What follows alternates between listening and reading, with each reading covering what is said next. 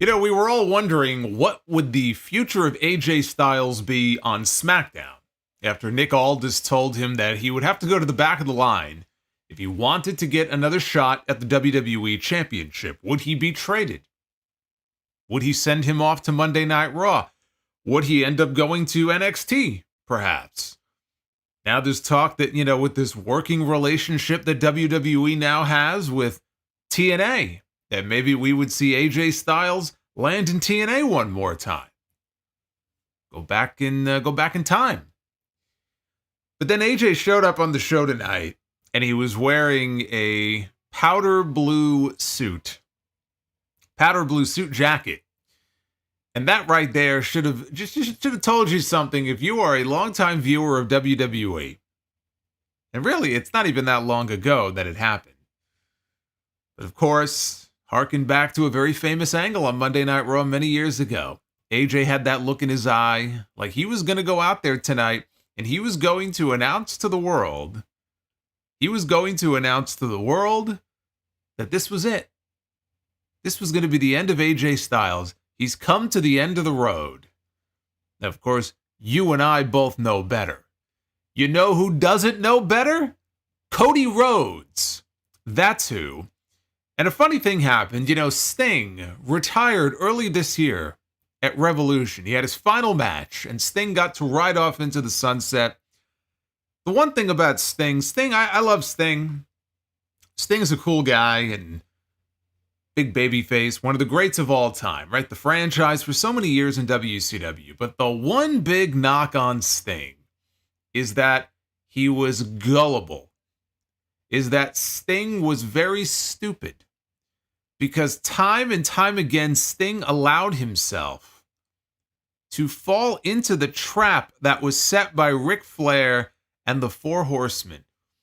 And he would let his guard down, and then at the exact moment that you knew it was coming, the only person who didn't know it was coming was Sting, and they would lower the boom. And now that Sting has retired, he has passed the baton to Cody Rhodes, the title of most gullible babyface in all of professional wrestling. Because it might not have been the salmon suit, but you know what? AJ Styles came out tonight in his powder blue, his baby blue jacket. He didn't even speak. Look at this. I'm like Carmelo Hayes. We'll get to him. But he came out there in front of the world to give his retirement speech, but he wanted to call out Cody Rhodes first, and he did. And of course, he lowered the boom on the WWE Champion. A vicious attack by AJ Styles to close out, while a very predictable closing angle on SmackDown, a very enjoyable one. I'm not going to sit here and tell you that it was better or as good as the Mark Henry angle from 2013 when Mark Henry laid out John Cena and told us all that he's got a lot left in the tank. You can't replicate the original, but you know what? It was still an enjoyable segment, even though it was very predictable. And it makes Cody Rhodes look like a damn fool. But now, at least we know who Cody's challenger is going to be at Clash at the Castle, or Money in the Bank. But I just can't imagine they leave Cody off that Scotland show. Maybe both. Maybe we're going to get not one, but two more matches between AJ Styles and Cody Rhodes. Hell, put the title on AJ in Scotland. You know what? If I didn't think that Drew McIntyre had a very good chance already of winning the World Heavyweight title on that show, and really, I mean, it's his country, and all people are going to be caring about on that show anyway is Drew McIntyre. But if I didn't think there was already a good chance of that happening, I wouldn't even necessarily mind giving AJ the title for one pay-per-view cycle or 1 month, and then putting it back on Cody. AJ Styles should hold the WWE title at least one more time before he's ready to hang it up. But I don't see that happening. But this was a show that was carried by the in-ring segments. There were two of them. Well, there was more than one, but the only two worth a damn were the closing segment, which I thought was very well done. Predictable as it was very well done. And there was also an in-ring segment on this show involving Paul Heyman and Kevin Owens that I thought was excellent. Both men really deserve a lot of kudos for that. I was going to put over Paul Heyman, but I thought Kevin Owens did a fine job too. And so those really were the segments that carried the show tonight. Paul Heyman is doing everything in his power to try to convince this man. Please, for the love of God, back down. These men are dangerous. I can't control them. These men, these thugs, he called them, which is a very interesting word to use, and I'll tell you why. But it's a combination of him being afraid and trying to tell Kevin Owens, look, you don't know what you're in for, and I'm trying to protect you. But at the same time, it's almost like, blink if you're okay. It's a call for help from Paul Heyman, who has no control over these men. He has no control over Solo Sikoa and Tama Tonga and Tanga Loa. He fears for his life. He doesn't have his tribal chief anymore. He doesn't know what to do. He's stuck. Tonight he was out there. He was flipping out. He looked like he was about to have a heart attack in the middle of the ring. He looked unhealthy. But Paul Heyman putting in another performance that honestly is carrying these segments. He's doing as good of a job as he possibly can because Solo Sikoa, he ain't going to do it on his own. Solo Sikoa is not good enough to be carrying these segments on his own. So Paul Heyman now, it's left all to him to go out there and to keep this thing going until Roman Reigns, whenever that may be, is ready to make his return to television. And that probably will not be for at least a couple more months. At least.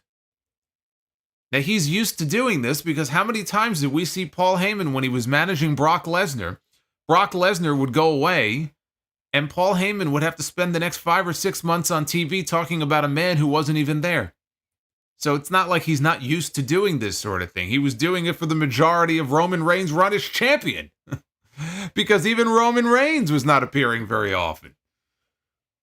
So he could still go out there and do it, but boy, I don't know how many more weeks he's going to be able to keep this thing, semi-interesting until we either get Jacob Fatu, who should be on his way very soon. Yeah, we are getting closer to the imminent debut of Jacob Fatu. And it looks to me like he'll probably be part of this heel Bloodline crew, not over on the babyface side. But man, he can't come soon enough because I just don't know how much longer he'll be able to pull these types of performances out of his ass every week to keep the Bloodline stuff rolling. The rest of the show, though, very missable. This is a very missable, otherwise forgettable episode of SmackDown. There wasn't anything wrong with the matches, but they just weren't anything you need to go out of your way to see. You take those two segments I just talked about out of here, this was a fucking, just a waste of an episode.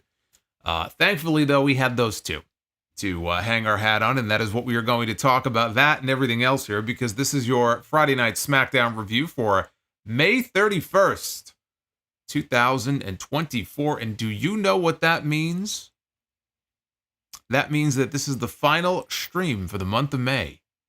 So hopefully we have a strong one here. Hit that like button, hit that subscribe button, and send those super chats in if you got one. I know we've already had a few come in. I'm going to be reading your messages. And depending on how high the amount is, I may not be the only one reading your messages, but we shall see.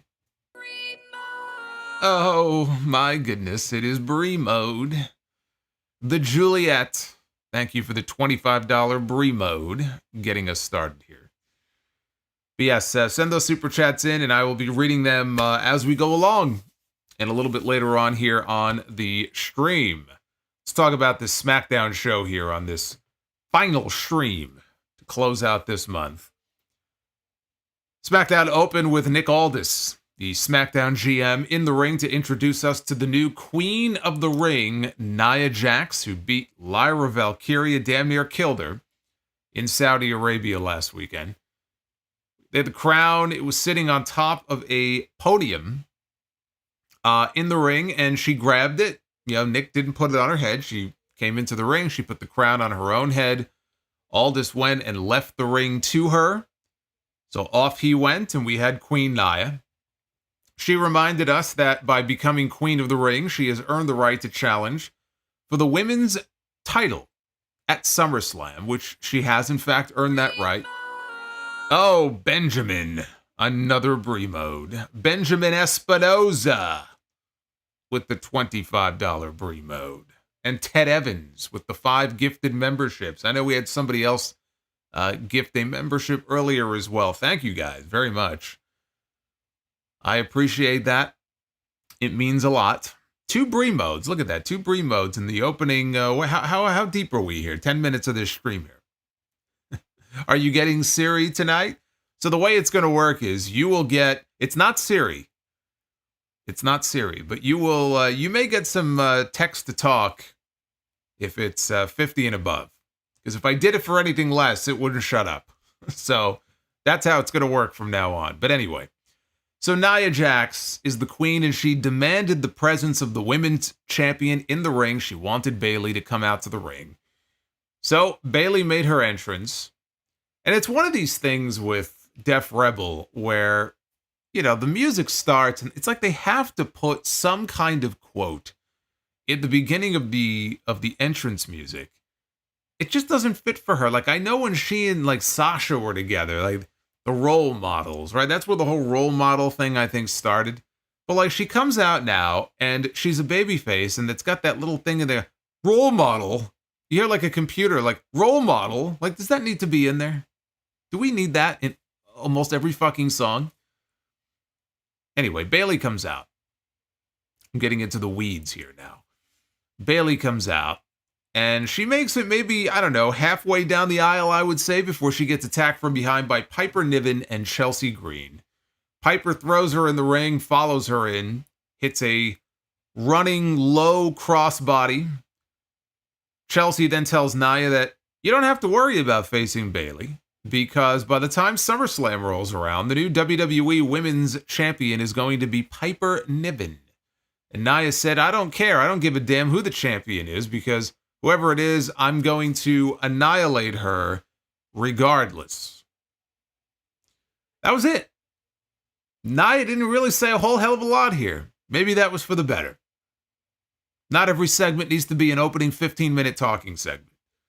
But boy, she didn't say anything, and it looks like more importantly than that, now we have some clarity as to who the next challenger is going to be for Bayley as we head into Clash of the Castle. And good for Piper Niven. You know, Piper Niven is from Scotland. Piper Niven has been in this tag team with Chelsea Green for a while. She's not really been featured in a singles role. But now we're going into Clash. It's in her home country. She's not going to win, but she's going to be in a feature match on that show. She'll get her. Now, it's not official. I don't want to make it sound like they've already announced the match, but it's pretty clear that's going to be the women's title match at Clash of the Castle, and so good for her. I'm glad they found a role for her on that show.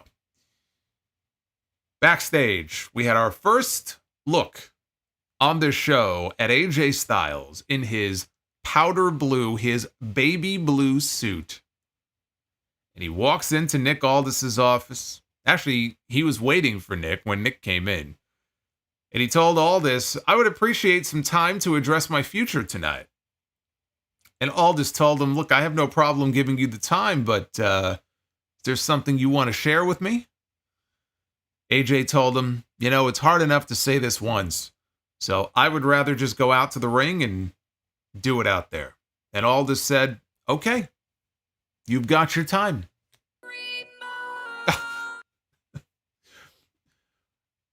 You know, I guess it's Bremo time tonight. Hey, El Masse, thank you for the 25. That's 3, okay?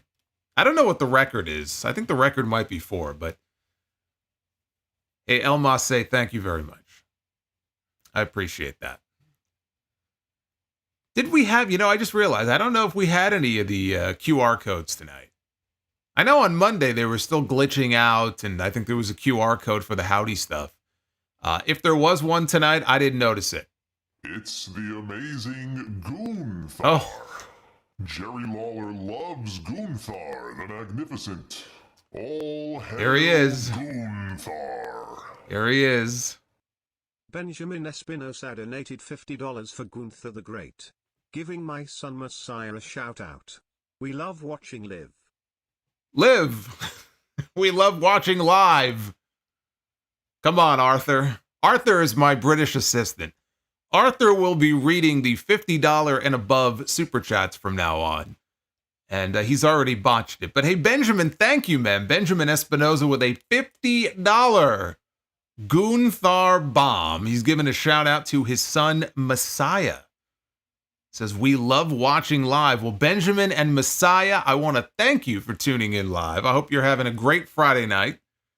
And now you have been shouted out here in front of the world. How about that? And shout out to Arthur, my new British assistant. You know, they have Nick Aldis is the GM on SmackDown. There's something very distinguished, I feel like, about the English. And so I just felt like, you know, they've got Aldis on SmackDown. I should have, you know, a fellow Englishman here with me on the live stream. So anyway, we'll save Arthur for the big super chats. Hey, Benjamin, thank you. So we had Tommaso Ciampa representing DIY. He had Johnny Gargano in his corner against one half of the WWE Tag Team Champions, Austin Theory, who had Grayson Waller in his. Ciampa had control early. I'll tell you one thing about this match. This match had more of a reaction than I would have expected, which is good to see, especially for Ciampa. Now, Ciampa and Gargano, I wouldn't say they're super over, but, you know, they've been getting themselves over. But the crowd was seemingly, I have to always say seemingly here, because you never know what they do with the audio on these shows. But the people in the crowd seemed into it, which was cool to see. So Ciampa had control early until Waller got involved, and Theory took control at that point. He went for a rolling move. Ciampa, though, caught him with a boot. Ciampa fired up. He hit a leaping clothesline before a reverse DDT for 2. Ciampa sold his neck and stomped away on Theory until Ciampa set up for the fairy tale ending, but Theory countered into a suplex for a near fall. Theory tried for A-Town down. Ciampa, though, stopped Theory, and the two traded some big boots and some chops. Ciampa then hit a running knee strike, and both men were down. Now, outside the ring, Waller was over kind of where the announcers are.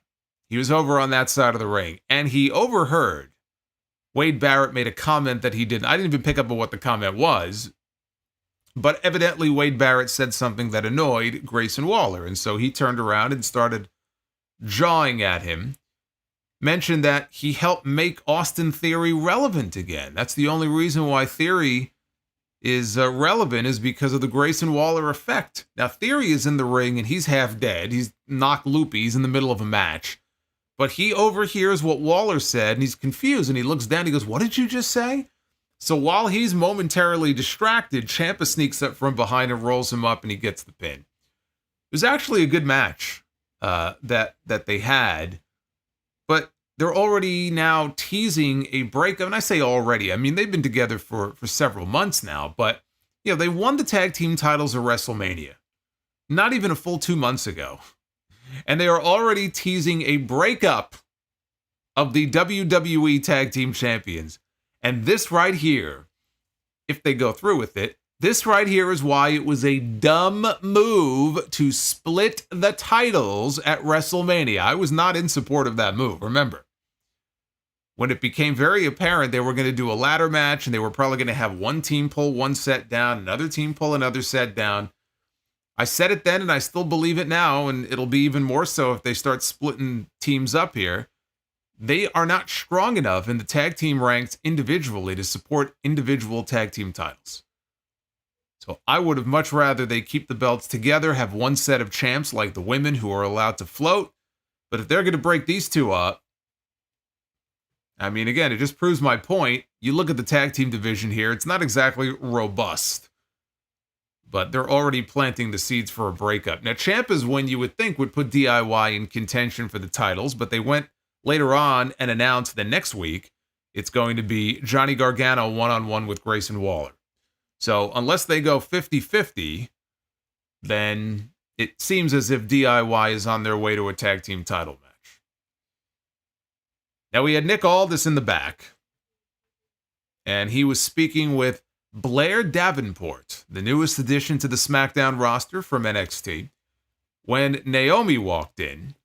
And Davenport was not happy about that. And Naomi said, "You know, normally I would introduce myself and find out who you are." And Davenport cut her off and said, "In time, you will find out exactly who I am." And she walked off.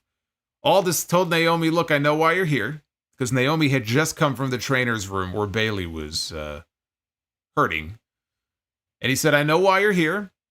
and I'm going to make the match official. It's going to be you and Bayley tonight against Piper Niven and Chelsea Green. And so she was happy with that, and she left. And as she left, LA Knight walks in, and everybody cheers. And LA Knight said, look, asked Aldis, this stuff that's going on with AJ Styles here, he's not really retiring, is he? And Aldis said, honestly, I don't know. And Knight said, well, I guess we'll all find out together tonight. But, I was surveying the locker room, and one man who I was looking for who I couldn't find here in the locker room was Logan Paul. And he wanted to know where Logan Paul was. So Aldis said, take a seat so we can speak. And as they sat down, the segment came to an end. What an appropriate moment for the segment to come to an end, right? As these two were about to have an interesting conversation. Well, after the break, Knight walked out of Aldis's office, and Kayla Braxton cornered him and asked, what were you in there talking about? And Knight said that Aldis told him Logan Paul is not here this week. So then he turned to the camera, and LA Knight said he wants the United States Championship. And there you go. There you go. The road to SummerSlam begins. LA Knight and Logan Paul for the US title. It's exactly what I would be doing with him, is I would be building him to be the one to take that title from Logan Paul. I can't imagine it happens before SummerSlam. That would be the place for it. So for all the people wondering where to next with LA Knight, should he be next in line for Cody Rhodes? No, that would be a terrible idea. LA Knight is super over right now. You don't do super babyface against super babyface. What you do is you take LA Knight, who's still mega over, and you put him in there with, by default, given that Roman Reigns lost and now he's been gone, the top heel on SmackDown. Now after tonight, you might say that's AJ Styles, but nobody is more hated right now on this brand than Logan Paul. Nobody likes Logan Paul. Everybody boos Logan Paul. They don't want to see Logan Paul. He's easily hateable. He's got a punchable face. So you have LA Knight chase after the US title. That way he can win gold. It's not going to be the world title, but he can win gold. And be the one to finally shut this guy up and put him down. It is the perfect role for him right now on SmackDown. And so the road to SummerSlam begins. But he was interrupted. He was interrupted by Carmelo Hayes. He said, Knight is always doing all this talking, but he's never really saying anything. And then he botched his line, and he asked, why would LA want to face you when a first-round draft pick is standing right here? And Logan Paul, now I botched my fucking line. Thanks a lot, Carmelo Hayes. LA Knight then, without missing a beat, I mean, this guy's quick on his feet. After hearing that line, he said, well, if I face myself, I'd be looking in the mirror. You're talking about Logan, right? He says, yeah, get your names right. So Melo said, if you want to talk, you're the guy. If you want to walk the walk, then I'm him. And Hayes walked off, and Knight just said, trash, as he watched him walk away. You cheer Logan Paul. Ted Evans says he cheers Logan Paul. So you're the one. Oh, and Benjamin is the one. Another Brimo. That is number, what is that? Is that 4? I've already lost count. I think that's 4. That might tie the record. Hey, Benjamin, thank you.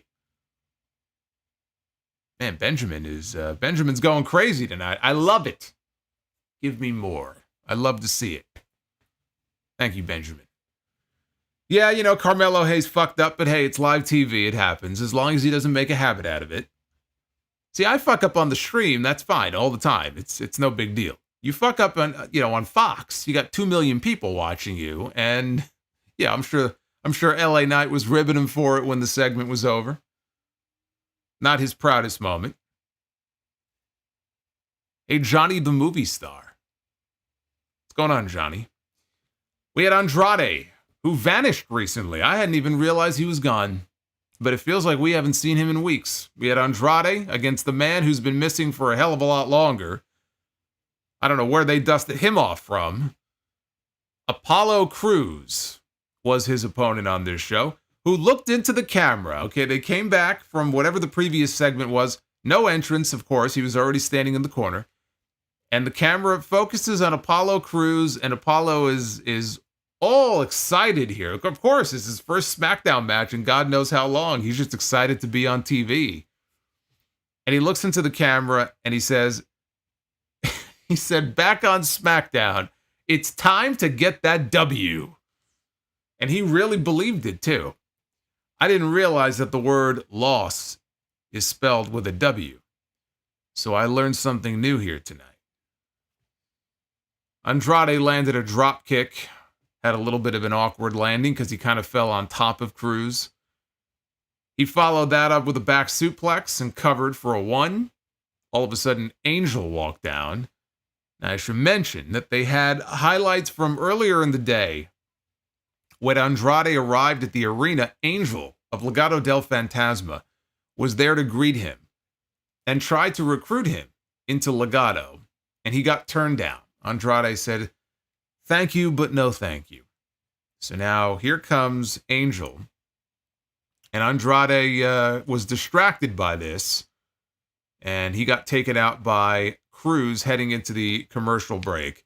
So after a break, Andrade hit a high crossbody block from the top rope. Both guys were down momentarily. Back to their feet, Crews and Andrade, they traded blows until Andrade got in a flying forearm. Andrade hit the charging double knees into the corner for a 2 count. Crews came back with a German suplex, and he lifted Andrade and he dropped him before hitting a standing moonsault for a 2 count. Angel got up on the apron at that point, and Crews ran at him. That distraction was enough for Andrade to follow up with a spinning back elbow and his twisting neck breaker for the win.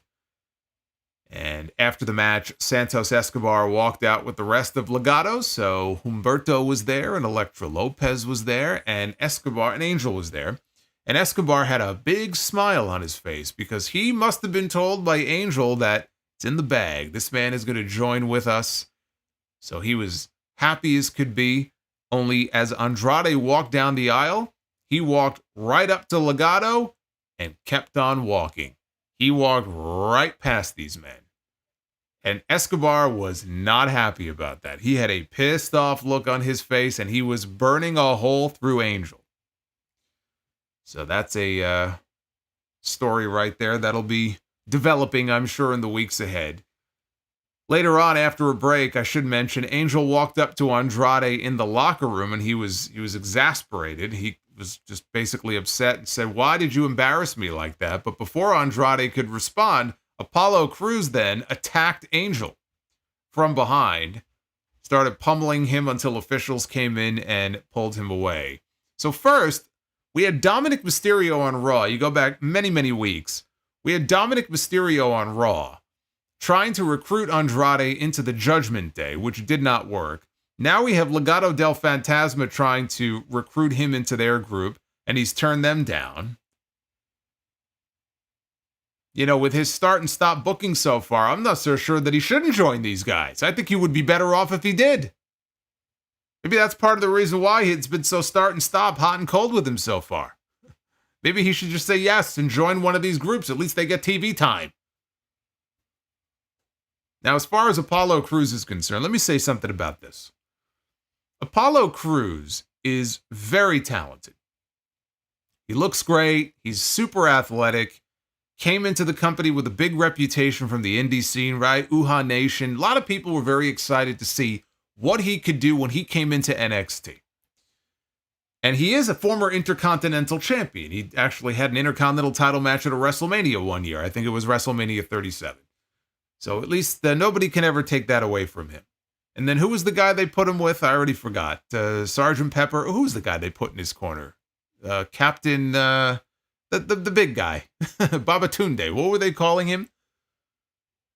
Holy shit, I already forgot. Chief something. Help me out here. I already forgot the guy's name. What a great push they got.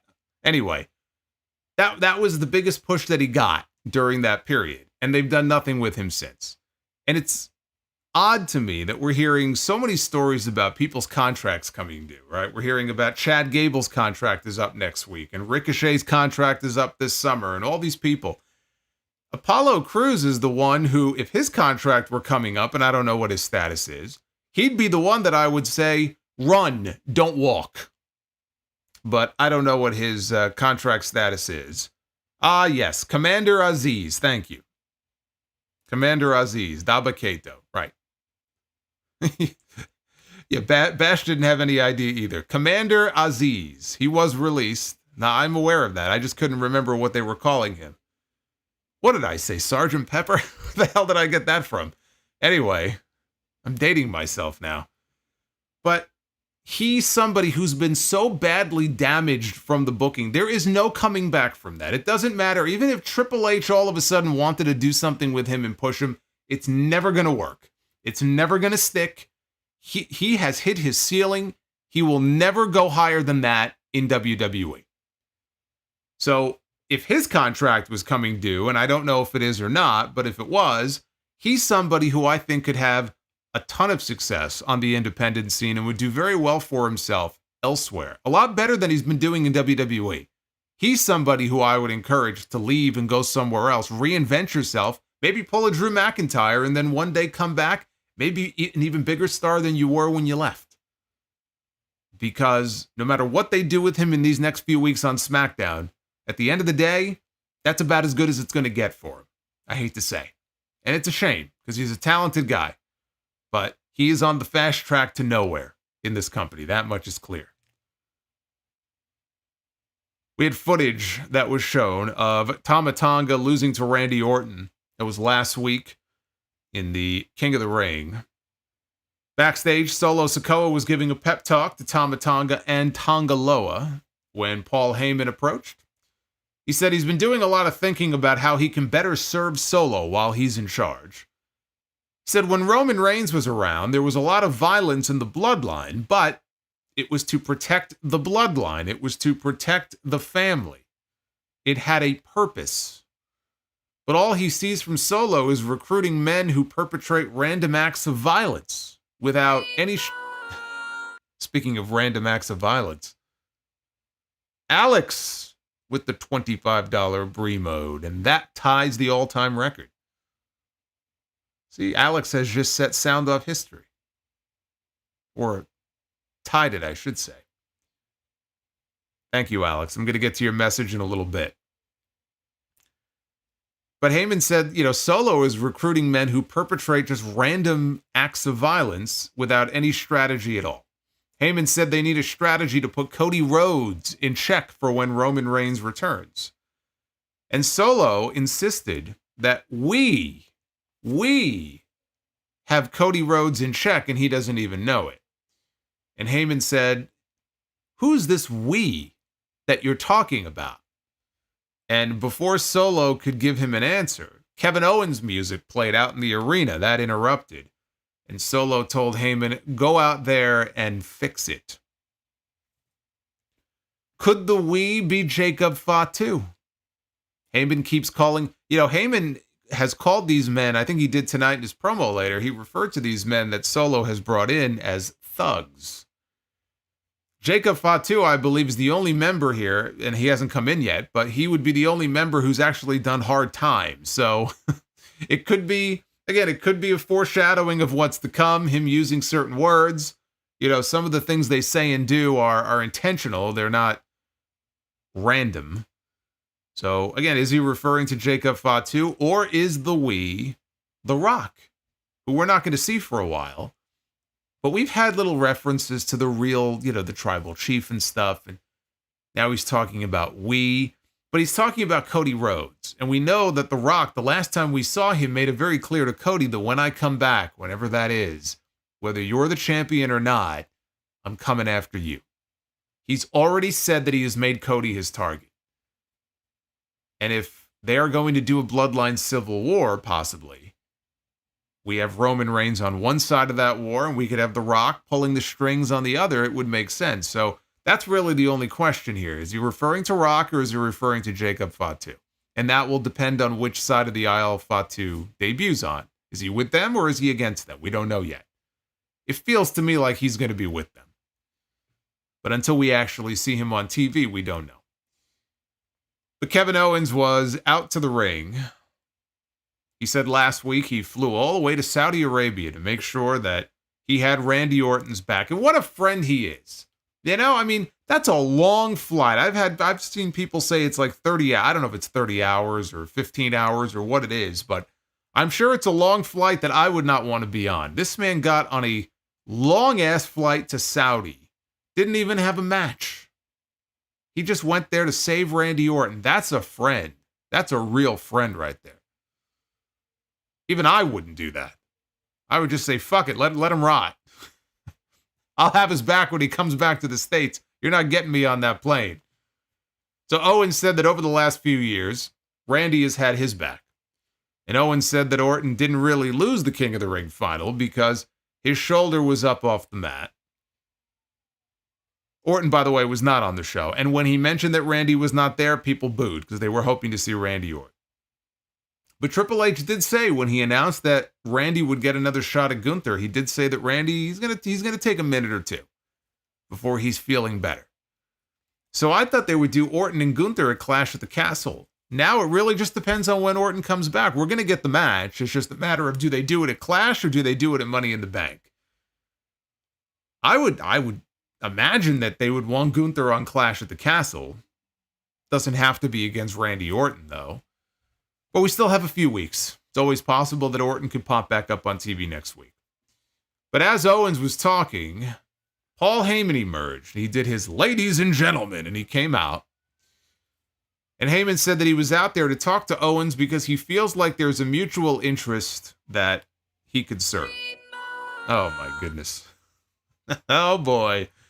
Benjamin Espinoza has set the all-time record now. That should be 4, I believe. 4 Brie modes in one night. Benjamin is on just a tear so far here on this stream, which I am grateful for. Benjamin is showing up and showing out. Thank you very much. I appreciate it. He's getting his sweet Saudi paycheck, Kevin Owens. Yeah, I didn't think about that. Maybe he wanted that sweet Saudi money. How much do you get paid for showing up and not wrestling a match? I wonder. So Heyman got in the ring, and the crowd chanted, "We want Roman." And Heyman said, "I don't think there is a person alive who wants Roman Reigns back more than I do." Heyman said that Roman has great respect for Kevin Owens, and anything that they went through together was because Roman viewed Owens as a threat to his title. Heyman said that Solo Sikoa has no respect for Kevin Owens, and Solo has been recruiting bloodthirsty thugs, keyword, thugs, looking for an excuse to take Owens out.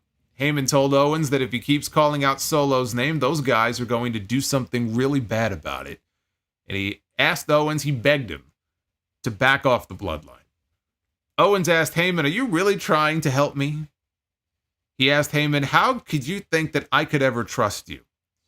And he said that he wasn't falling for it. He said he believed Heyman was still pulling all the strings. Owens asked Heyman if Heyman wants to make sure that everyone fears Solo and his men. Is this why you're saying these things and acting this way? Owens said the bloodline gave him everything they had, and he is still standing, despite it all. Owens said that it was Jimmy and Jay and Roman, guys that he respects. Owens said that Solo and his men are not the bloodline. It's just Solo and a bunch of guys who nobody wants there.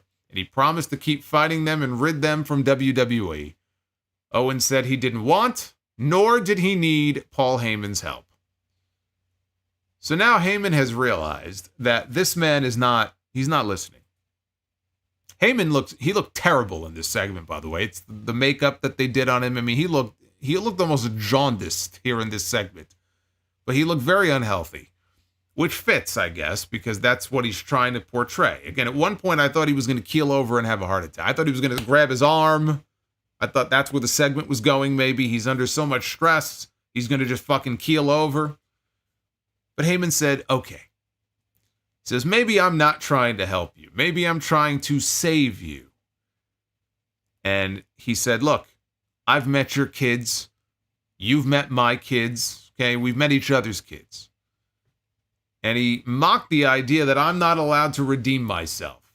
Everybody could have a redemption arc. You could redeem yourself, right? How many times has Owens gone back and forth, babyface to heel?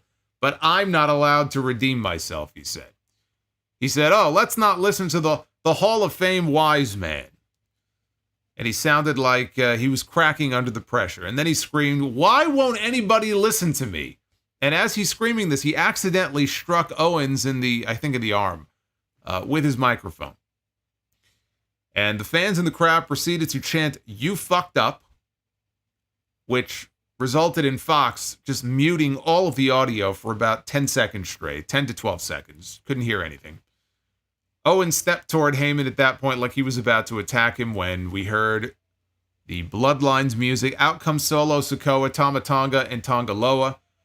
Owens is in the ring. He's squaring up. He's ready to go. Now, I'm thinking, oh, are we going to see Jacob Fatu? Is this the night that we see Jacob Fatu?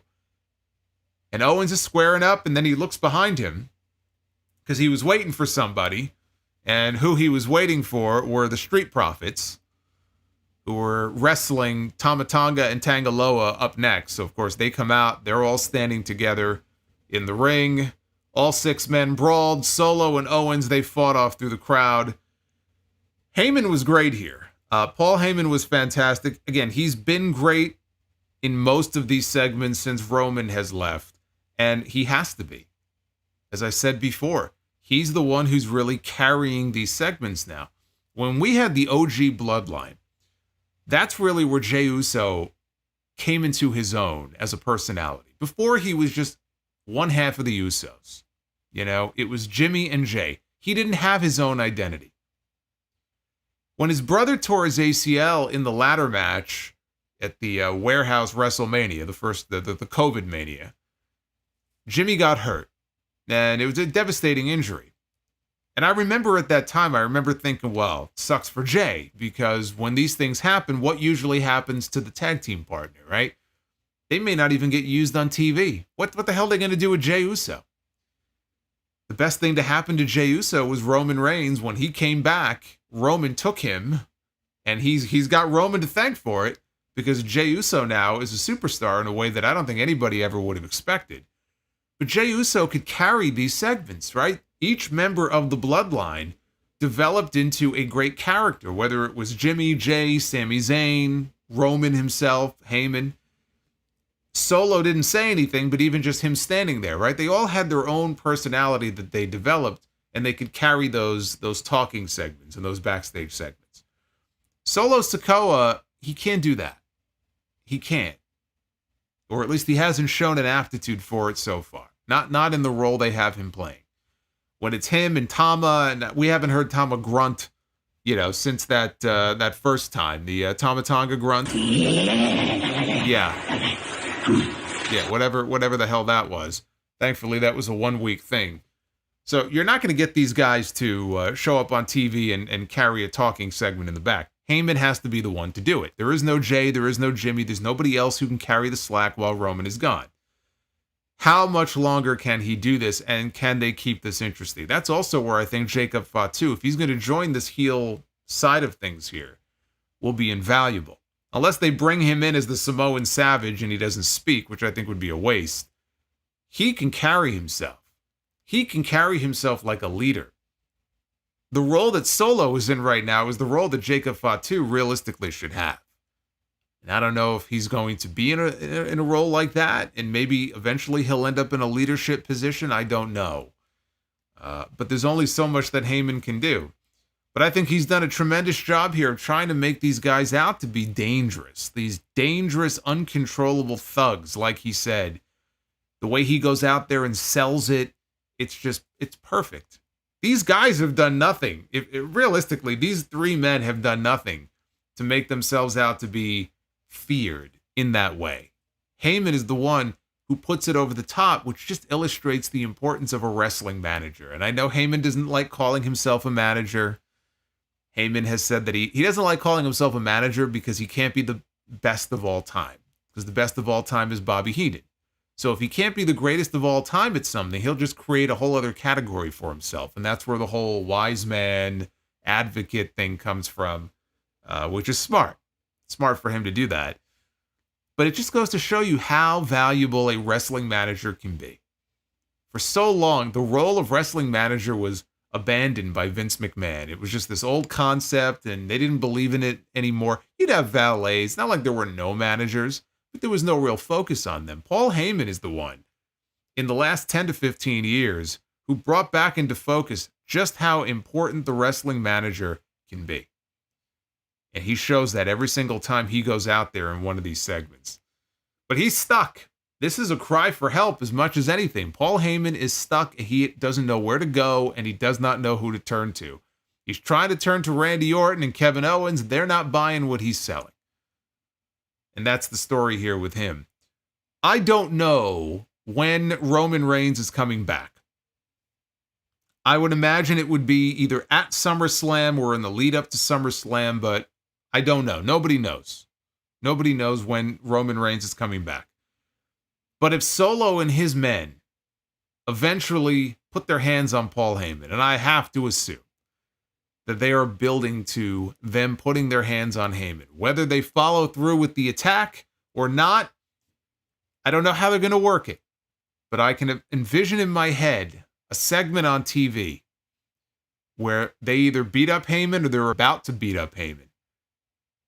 And when Roman Reigns' music hits, that pop is going to be deafening. When he comes to the aid of his wise man, that is going to be a moment. I really hope they save it as a surprise. I don't know if they will. I'm sure they're going to want to promote the fact that, hey, Roman Reigns is coming back. He'll be back on SmackDown next week and try to pop a big number. But part of me really hopes they save it as a surprise, and that's how they set it up. Heyman is cornered. Heyman is fucked. He's done. And then you hear the boom, and Roman's music hits, and that place is going to go nuts. And then 28 minutes later, when Roman hits the ring, we'll find out where he stands. But that's going to be a moment. We got the Brie mode. That's right. El Masse. Holy shit. El Masse with a $25 Brie mode super chat. Brie, I mean, she is hogging up all the television time here on this show. This is all Brie all the time, is what this is. Man, what is going on here? We got the Street Profits against the Gorillas of Destiny. This was the Gorillas of Destiny's first match together since February in New Japan. It's been a few months. The match was joined already in progress. Was that 7? I didn't think it was that many. I thought that was 4 or 5. That's 7 Brie modes? Are we sure? Are we going for double digits tonight? We're running up the score here. So the match was joined already in progress, and the Profits had control until Tama Tonga made a comeback, hit a pair of sliding clotheslines on Montez Ford. Ford got the hot tag to Dawkins before long, and Dawkins hit his series of splashes and clotheslines, hit an enziguri for a 2 count. Tanga Loa tagged in. He landed a stiff clothesline and a Saito suplex before throwing Dawkins out to the floor, where Tama toyed with him. When things came back from the break, Heyman had a look on his face. He was very concerned out at ringside. Tama went for an elbow. Dawkins moved, got the hot tag from Montez Ford. Ford took out both men with a combination of strikes and suplexes. Dawkins tagged in and lifted Tanga Loa onto his shoulders. Ford hit the blockbuster off the top rope for a 2 count only. Tama got a blind tag at this point. I think Tanga Loa got knocked backwards into his corner. And he got a blind tag. Tama did. So the Street Profits had no idea. Ford went to the top, hit his frog splash to Tanga Loa, and Tama ran in, hit his running flatliner, and pinned him for the win. So the Bloodline gets the W here in this match. See, Apollo Crews, that's what a W looks like. Not whatever happened in his match. This right here was a win. This was a win for the Bloodline. Hey, PB and Shane. Thank you for the 5. Can we please add the Tama Tonga grunt as a super chat? Maybe it should replace Brie mode. I don't know. They kept Tonga Loa's involvement fairly minimal here in this match, which honestly was probably for the better. I thought he looked fine for his first match. Now, they have announced that next week there's going to be a segment where Tonga Loa is anointed into the bloodline, whatever the hell that means. So that'll be next week. We got highlights of the women's tag team title match from the king and queen of the ring. Jade Cargill and Bianca Belair were shown walking through the backstage area. They ran into Indy Hartwell, who informed us that Candice LeRae is currently hurt because of Jade and Bianca. And so Jade yelled at her, anyway, next week we're going to have a singles match. It's going to be Jade Cargill one-on-one with Indy Hartwell. Kayla Braxton was in the back with Michin. Michin has been spending a lot of time in NXT lately. And she asked Michin about AJ Styles potentially retiring. And Michin said that she hasn't spoken to AJ much lately, but, and then before she could finish her thought, she was interrupted by Queen Nia. And Nia said, why are people talking about AJ Styles? She told Michin, don't step to me. So of course she did, with a smile on her face. And Nia told her, you're going to regret that. We had Bayley and Naomi against Chelsea Green and Piper Niven. This was to set the stage for Niven and Bayley. And also, make Piper Niven look like a dangerous contender, like somebody who could potentially win the women's title. They have 2 weeks to convince us that this woman has an opportunity, a real opportunity here to become the champion. Although, again, they have not yet officially announced that match. I have taken the honor of doing it for them because we know it's coming. Look at Richie Rich over here dropping all this money on me. Hey, I just want you to know, I think you rock. I don't mean The Rock, A-Rock, you rock. And I just wanted you to know that. Hey, M. Mills with a $100 super chat. Look at that. And I think Arthur was actually talking over, because he was giving the dollar amount, and he was talking over for M. Mills. M. Mills, thank you for the 100. Wow, that is very kind of you. No message, just showing some love. Yes, you can actually, in the chat, you can reply to super chats now. I think that's a new feature. So everybody show some thanks and gratitude to M. Mills. That was very kind of her. I appreciate that very, very much. Thank you. M. Mills. Man, you guys are on fire tonight. Lowering the boom. That's what I like to see. So Piper Niven was working over Bayley after a break. Man, M. Mills now put me in a good mood. Benjamin and all the Brie modes, that put me in a good mood. This put me in a great mood now.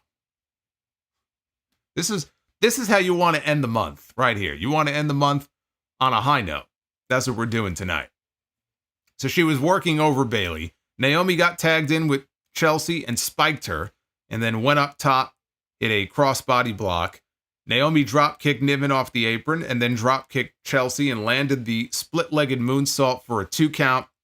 And with Green and Niven now on the outside, Naomi hit a splash onto both of them. Chelsea was inside the ring, and Naomi went to the top. Piper, though, pushed Naomi off. Bayley went after Piper. Piper, though, ran her into the ring steps, right into the shoulder that she was nursing in the trainer's room earlier on. Back inside, Naomi caught Chelsea with the rear view and had her beat, but Piper saved her with a running senton splash right onto Naomi. Of course, she also crushed her own partner in the process, so she dragged Chelsea on top of Naomi, and Chelsea got the pin to win it for her team. So, yeah, this was fine as a way to put over Piper Niven, who was clearly going to be challenging for the WWE Women's title. A rare win for Chelsea Green on TV. But again, it was just to further the story with Bayley and Piper. I know Naomi has taken a lot of losses, so all the Naomi fans out there are probably not very happy about it, but this is not Naomi's story. This is about Bayley and Piper, so they did what they had to do. AJ Styles was shown walking in the back, and he bumped into his old rival, LA Knight, who told him, if the rumors are true, respect. AJ kept walking. Then he bumped into Cody Rhodes, who shook his hand. And Styles then leaned in and whispered something into Cody's ear that we could not hear. Not the first time that somebody has whispered something into Cody's ear here this year on this show. And finally, after leaving Cody and walking towards Gorilla, AJ bumped into his old buddies, his old running buddies, Gallows and Anderson. And he thanked them for going to the ring with him. So they all headed out to the ring for the closing segment, which came after the break. It was time for AJ Styles to address the crowd. Anderson and Gallows, they were in the ring. Oh my God. They were in the ring, standing in the corner. Hey, Alex with the $25 Bree mode. Look at this woman. Bree mode has been unleashed. Is that 8? That's an 8. That's an 8 ball right there. That's what that is. We have an 8 ball of Bree modes. You shouldn't do that. You could OD on that. Thank you, Alex. AJ's in the ring in his powder blue suit. And he is teary-eyed. Let me put this up on screen just for the visual effect here. This will put you in the mood. This will set the tone here. AJ said that, he thought about what Nick Aldis said about needing to go to the back of the line if you wanted to try to get another shot at Cody Rhodes and the WWE Championship. And he said, I just can't do it. I just can't do it at this stage of my life, in my career. Said that he's been busting his body in the ring for 20 years all over the world. And he pulled the mic away for a moment to soak in the cheers from the crowd. People were going crazy for him. Styles said, my son graduated high school this past week, and I got to be there. And he talked about the graduation party and how beautiful it was. And he wondered, how many of those moments I had missed over the years. So instead of being the phenomenal AJ Styles, maybe I stay home and I be the phenomenal father. And these people booed. They booed this man being a phenomenal father. They're like, fuck your kid. We need you here because we don't give a shit about AJ Styles, the family man. I paid good money to see you come and do the job, and that's what you're going to do. These fans don't give a damn. Think these people care about his family life? So he summoned Anderson and Gallows over to the middle of the ring, and he said, look, I couldn't have done it without you guys, and I love you. And he called them his brothers and said, so if we have to do this one last time, let's do it right. And they all put up the too sweet, and they too sweeted each other, and then they all hugged. Now I'm waiting for it, because it's coming. Cody's there. We already saw him. He's in the building. He's not just there for the dark match. He's going to come out, right? Because we're all wondering, what's next for Cody Rhodes? He already beat Logan Paul in Saudi. Who's next? Right? They haven't answered that question. Yes, the most important question. AJ says, Cody, I whispered something in your ear. And this was the funniest part because he says this. He goes, I whispered something in your ear. And there's one guy in the crowd. I felt like I was watching an AEW show where, one person says something and you could hear it throughout the entire building. And there's one guy in the crowd and he just goes, Mark Henry. So it was very audible. He said, I asked Cody to come out here. So if you don't mind. And out to the ring comes Cody Rhodes. No WWE title, just Cody in his white suit coming to the ring. See, now, if this was not PG WWE, Cody Rhodes, first of all, he's a Rhodes, number one. Number two, he's wearing a white suit. So if this was an old school angle, when AJ put the beat down on him, that suit would have been drenched in blood. I mean, he would have been head to toe. That white suit would have turned red. But you're not gonna do that here on Fox, I guess. So Cody gets in the ring, and AJ says, "Look, before I do what I came out here to do, I had to look you in the eye and tell you that I had one of the best matches of my career with you in Lyon, France. Crowd was electric. They had a great match. Even got 5 stars from Uncle Dave. But just so he knows, this is still the house that AJ Styles built. And he called him out here to hand him the keys. And Cody looked like he was about to cry. And Cody said they have only ever exchanged in their entire lives one text message. After Backlash, he wanted to know if AJ was okay, and AJ's response was, "I'm okay, little bro."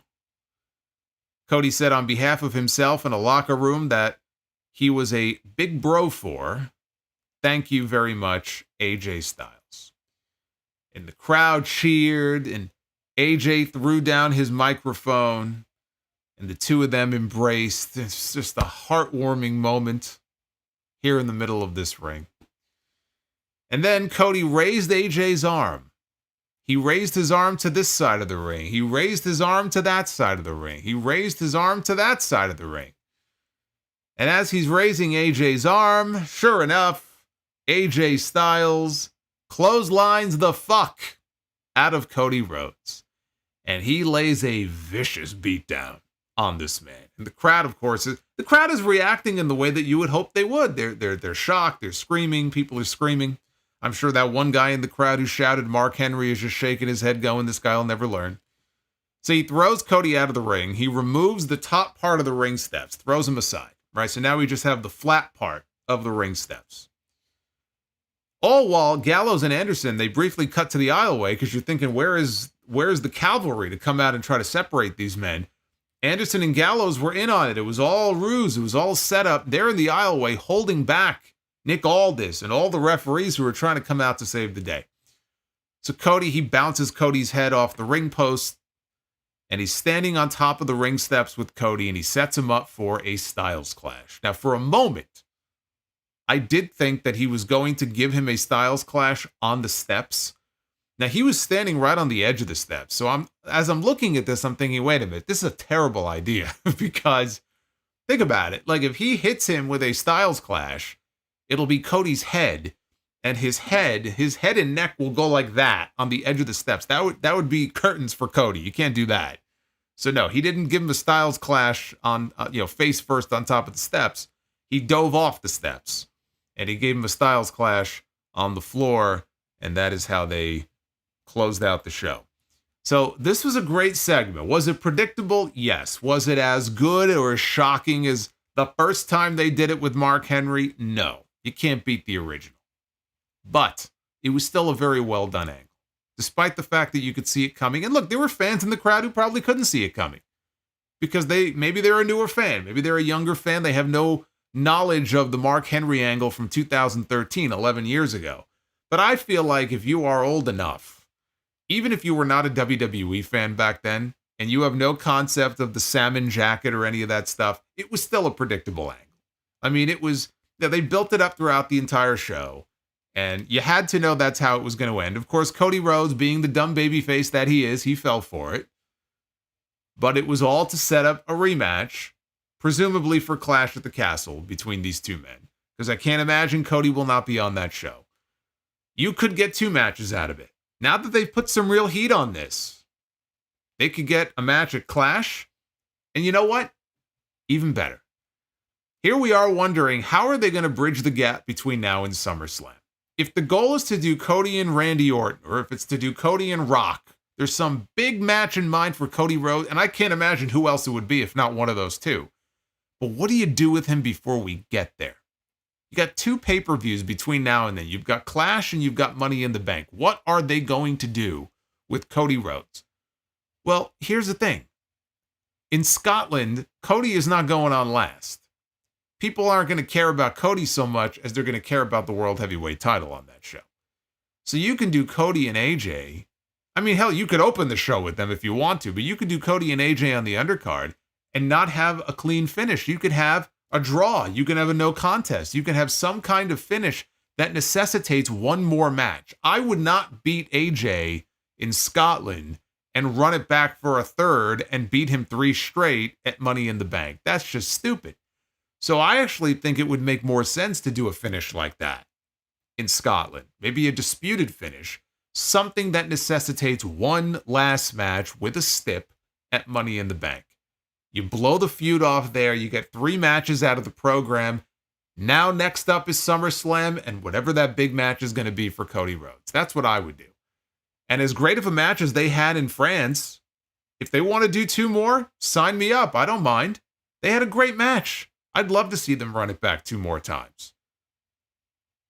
AJ's probably not winning anything, but at least in Scotland, they can do the finish in such a way where he doesn't get beat and you get 1 more match out of it. And I think that may be where we're headed here. So that closing angle I thought was great. I thought the Paul Heyman and Kevin Owens segment was also very good.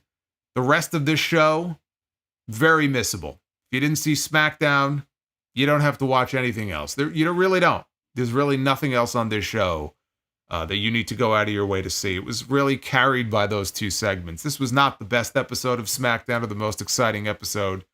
It felt like there was something missing. You know, Randy Orton for one. But something just felt off. You know. But again, now we look forward to Clash at the Castle. I'm sure they'll make those matches official next week. Even the women's title match is not official, but now we can see what direction they're going in with these things. Oh my God. Benjamin Espinoza, 25 more. What is that? It's got to be 8 or 9, right? That's got to be 8. 8. No, 9. 10. I can't keep up with these. 10 Brie modes. 10 Brie mode super chats tonight. That was the Juliet with the $25. We have hit double digits on the Brie mode. That's more Brie Bella than I ever wanted to see in one night. Just for the record. But at least here we got something good out of it. Twitter poll. What did you think of SmackDown? 70.6% thumbs up, 17% thumbs in the middle, and 12% thumbs down for tonight's show with about 900 votes in and counting. Get them on in at Solomonster on X. On X. That sounds so stupid. But that's what it is. That's Elon for you. Now we get to your super chats and all your Brie modes and all your messages. That's what we're going to do. Oh my goodness. Man, you guys are killing it on the super chats. We are only at 354 though on the likes. That's not good. If you want, you know what, later on, we need at least 50 more likes. Gotta get those likes up. All right, let's go back to the super chats from before. I want to make sure I hit everybody that I gotta hit here. I don't want to miss anybody, so I want to kick things off here with Fire Panda. How you doing, Fire Panda? I hope you're doing well. Thank you. Fire Panda wants to know, how would you handle the Wyatt 6? Should Howdy and Bliss get titles? Who should the faction feud with? And should they use Bray's Shatter theme? I think they should.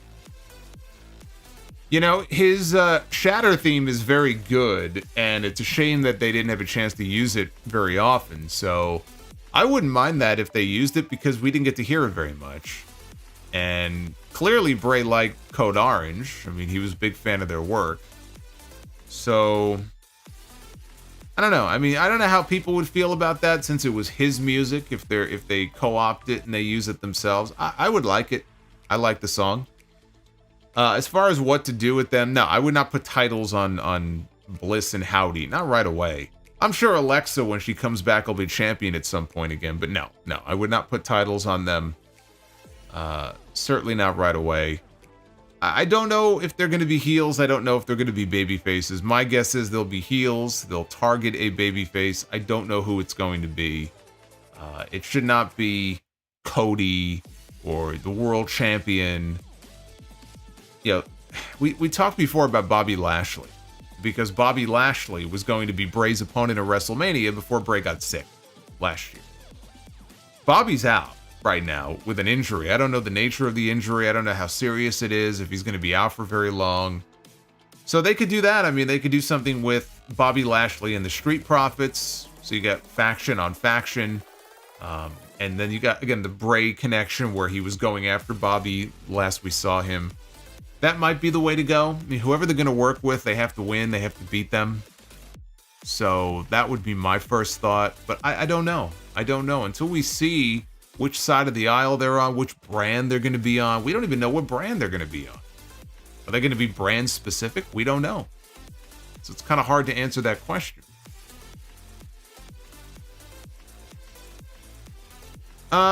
Prince Vegeta with the $20. Thank you, Prince Vegeta. Got on the Curb hype train this month, and now I'm halfway through season 8. My question is, as both a Curb and Seinfeld fan, is your opinion on the Seinfeld reunion arc from Curb? Do you consider it part of the Seinfeld timeline? No, I don't.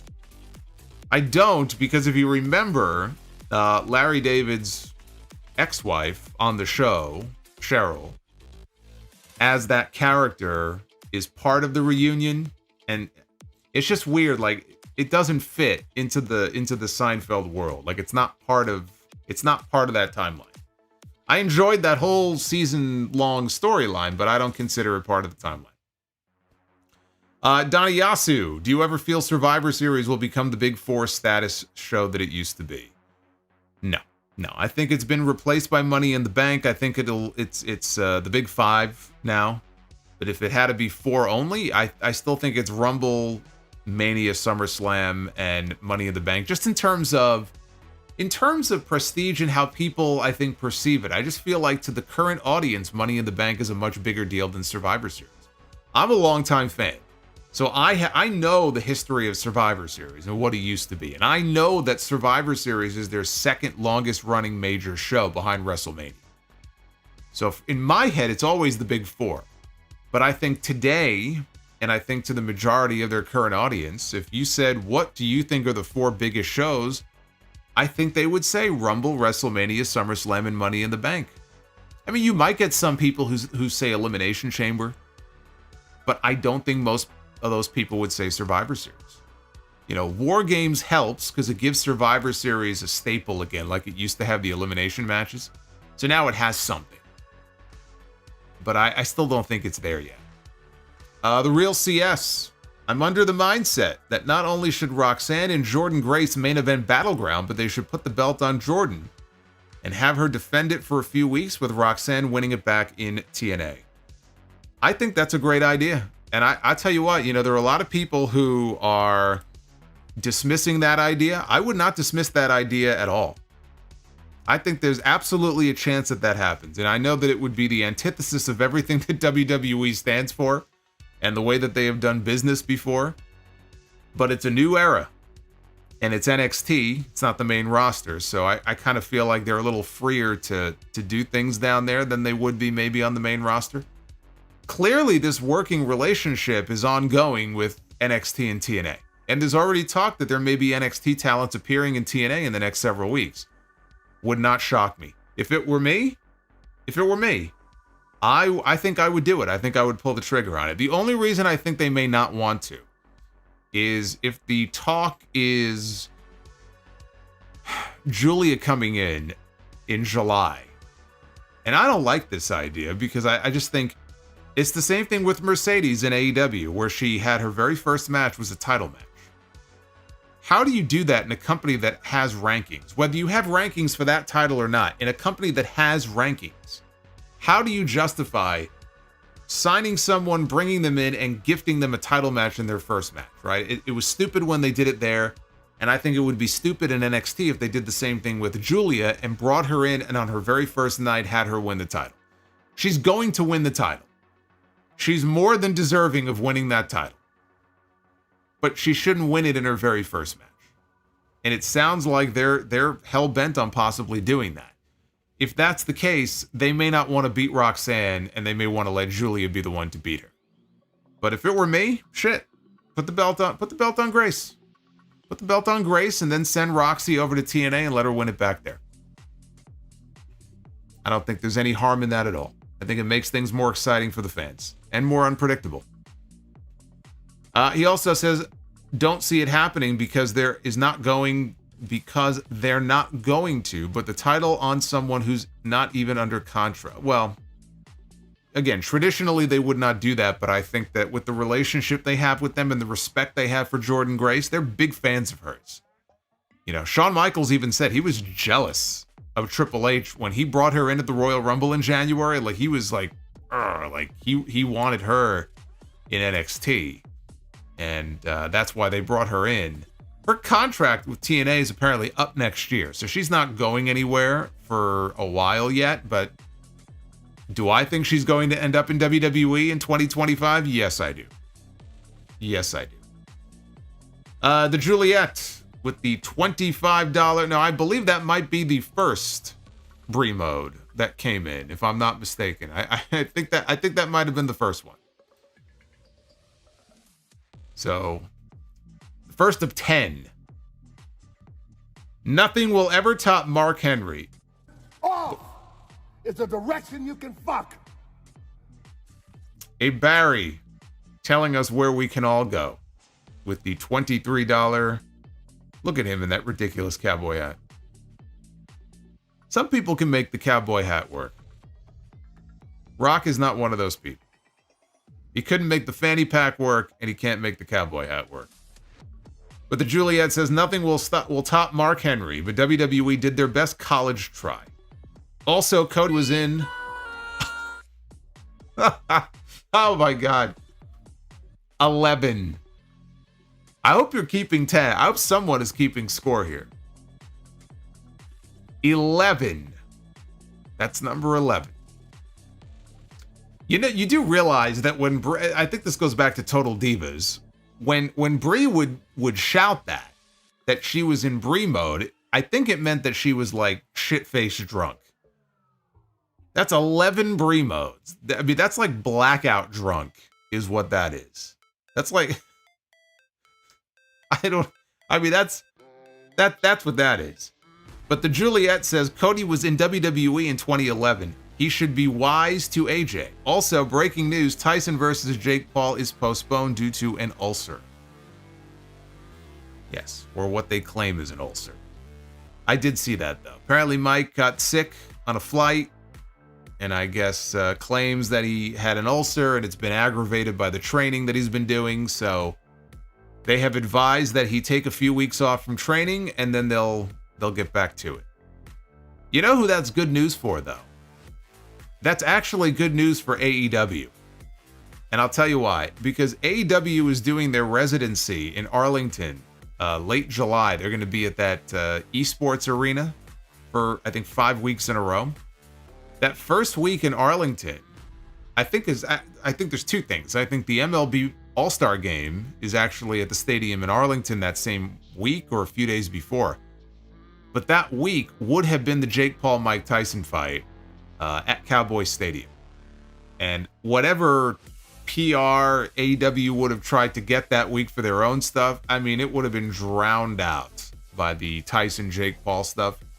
So they might get a reprieve now. They might be able to get some good publicity locally, given that the fight has been postponed. So if I'm Tony Khan, I'm happy about that. Benjamin Espinoza with that second Brie mode from earlier on. Benjamin, thank you. Rodimus Prime with the 10. Nice angle at the end, and yet Cody fell for the trap. Way too gullible. El Masse, the TNA Women's Champion, has been on TV more than Odyssey Jones. You know, Odyssey Jones was drafted to Raw last year. Never made a single appearance. He was drafted to Raw again. Has yet to make a single appearance. Is he going for some kind of record here? What is going on with this? Like, is he ready or not? If he's not, then why is he not in NXT? I don't understand it. Benjamin Espinoza with the $50 Gunther bomb from earlier. Feels like a lifetime ago. But I will give him the yes treatment for that one. Holy shit. And again, it's so nice, I'll give him and Messiah 2 shout-outs. Shout out to the both of you. They love watching the streams live, and I love that you love watching the streams live. So thank you very much for the $50. That means a lot.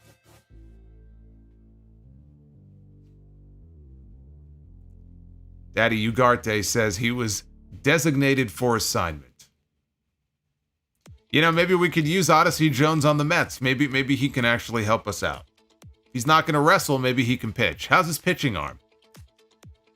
Jerome Eugenio, was Cody the only one in the building that did not see the turn coming? I think so. I think he may need to get his eyes checked.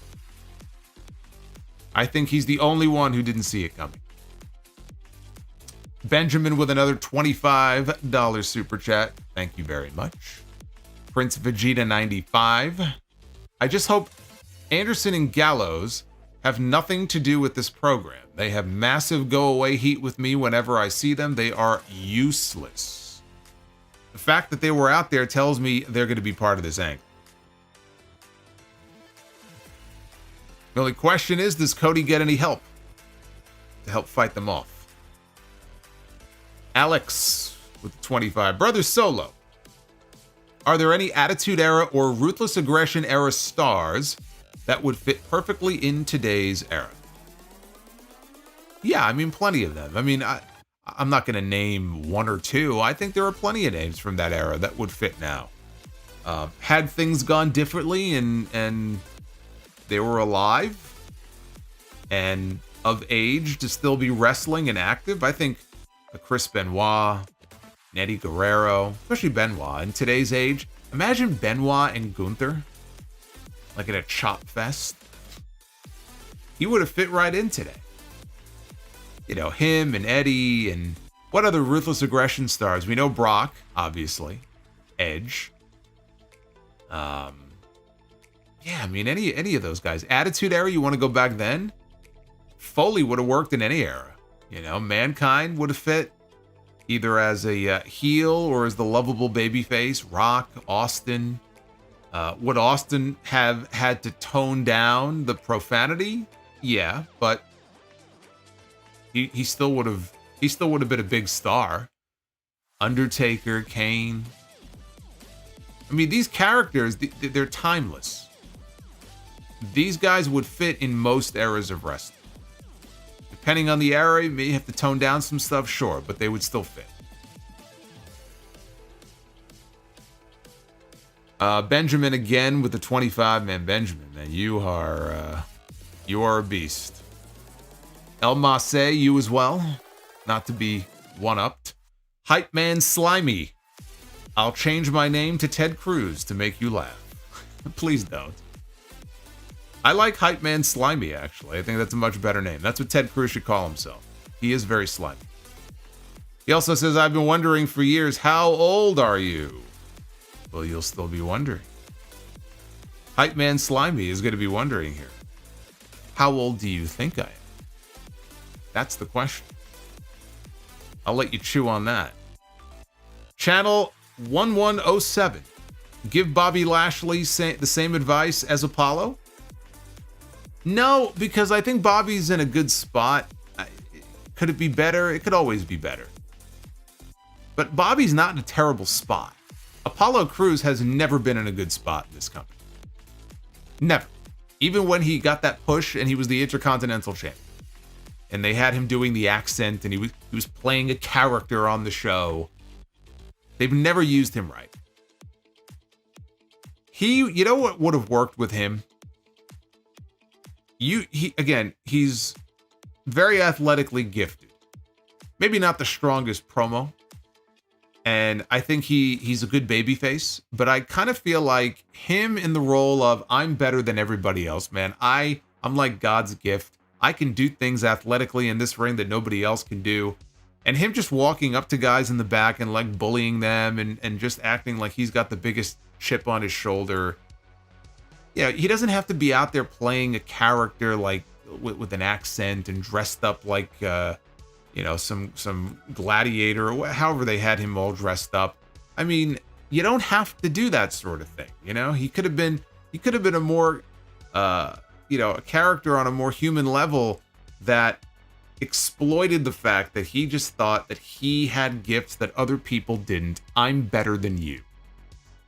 And he could have gotten over as a heel that way. I think that could have worked for him.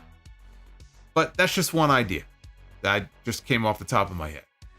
They never had him in a role that had any sort of upward mobility whatsoever. He was always stuck at a certain level, and they never maximized, I think, the potential that he had. And now he's just damaged goods, and there's no way he's ever going to be able to break through that ceiling that he's been stuck under for all these years. That's why I say he needs to go away. He needs to go away and then maybe come back. Bobby Lashley, though, he's been world champion. He's been pushed. He's had WrestleMania match after WrestleMania match. Now he's got his own faction. He's walking around in these nice suits. I mean, believe me, there are people in that company and in wrestling who are in far worse positions than Bobby Lashley. And I don't see how him going somewhere else, honestly, at this stage would be that much better. The fact that Bobby is able to go out there, even at his age, I mean, he doesn't look it. I mean, somebody look it up. How old exactly is Bobby Lashley? I know he's older than me, but Bobby's got to be mid to late 40s. He looks fucking fantastic. It's like he's aging in reverse. You know, he walks out there, he looks like $1 million. And honestly, he's not in a bad spot. Apollo Crews, though, that's a totally different story. PB and Shane, can we make the Tama Tonga grunt a super chat? I don't know, we'll see. Solo might be a vampire. I might be. There are some people who say I suck. They don't like me. Too bad. I'm not going nowhere. Learn to love it. M. Mills with the $100 super chat. The queen of the night.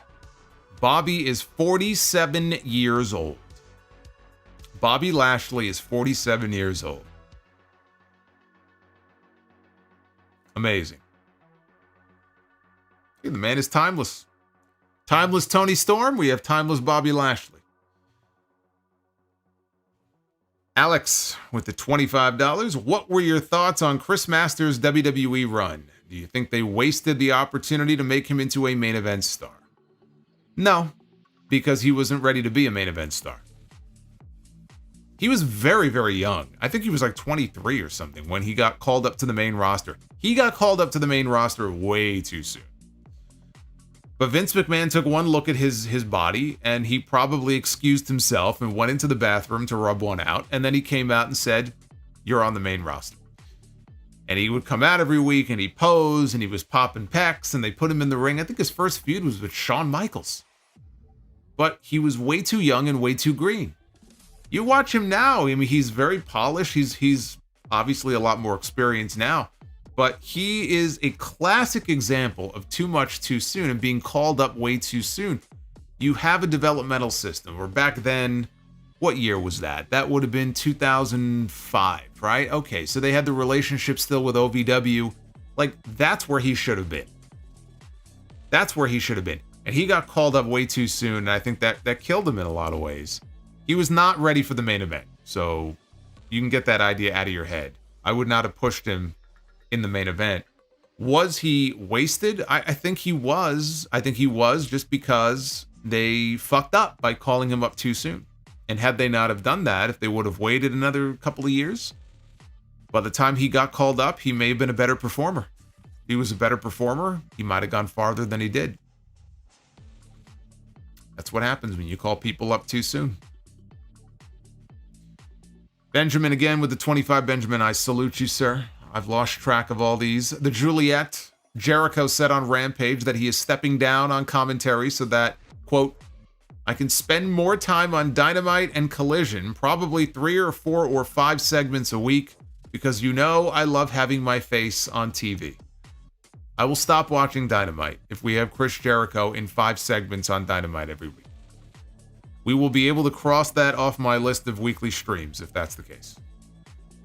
I'm not going to sit through that. You can't make me, and I'm not going to do it." But I appreciate him leaning into all of these things that he knows are just going to piss people off. Edwin Garcia, what do you prefer for LA Knight? Winning Money in the Bank or winning the Royal Rumble?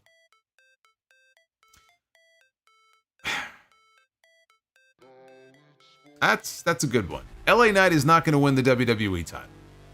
The WWE title is occupied for the next year. Because whenever Rock comes back, and it may be WrestleMania, we'll get Rock and Cody. LA Knight's not going to have any role in that at all. But the winner of the Royal Rumble can pick the title that he wrestles for. So you could have LA Knight winning the Rumble and saying, I want the World Heavyweight title, and they move him to Raw. If he wins Money in the Bank, same thing. You know, I don't know what the rules are now in this new era when it comes to Money in the Bank. If you can cash in on the other brand or not. Let's assume not. Let's just assume you have to do it on the champion on your brand. If he wins Money in the Bank, he's not going to have a successful cash-in. I don't see it. I think he would be better off winning the Royal Rumble if that's the case. So if I had to choose between the two, then I would go Royal Rumble over Money in the Bank for him. Ragnarok. Cody studies the game, but looked like the dumbest guy on the roster for walking into the world's most obvious trap. Yeah, they did him no favors with that. Justin G. Hardest. 10 beats of the... Now, let me ask you a question. Michael Cole says it on TV. Is it the 10 beats of the Bodrin, or is it the 10 beats of the Bowdrin? I just call it the 10 beats, so I don't mess it up. But he wants to know, what is the hardest, 10 beats or 10 Brie modes? Oh, definitely 10 Brie modes. 10 Brie modes. 10 Brie modes has been known to send people into the psych ward at Bellevue. Yeah, you just lose your mind.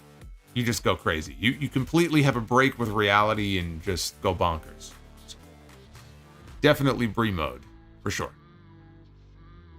The Juliet, AJ against Cody in Hell in a Cell at Money in the Bank. Sure. By the time we get there, if the issue is hot enough, it could be something that necessitates a stipulation like Hell in a Cell. I'd be down for it. Although doing a Hell in a Cell though at Money in the Bank, I don't know. That might be a little much. That might be a little much. But I think it's a good idea though. I would certainly consider it. I just don't know if that's overkill. To have 2 ladder matches and Hell in a Cell on the same show.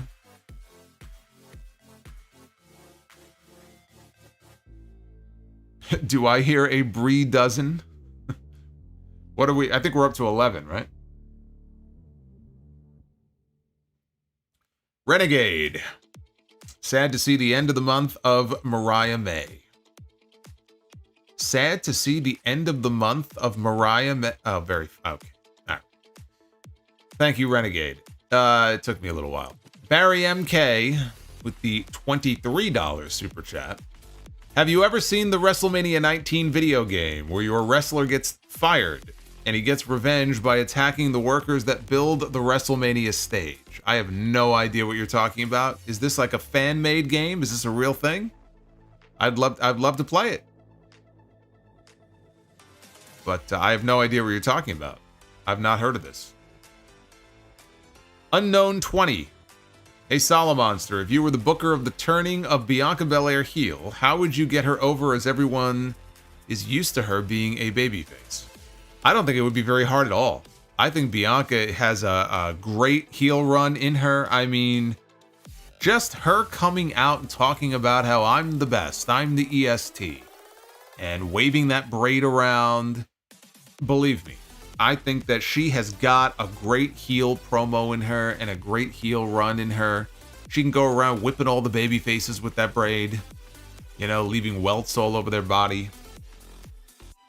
She's a very confident person, but I think all you would need to do is just turn that up by 10, and she would make a great self-absorbed, delusional heel on TV.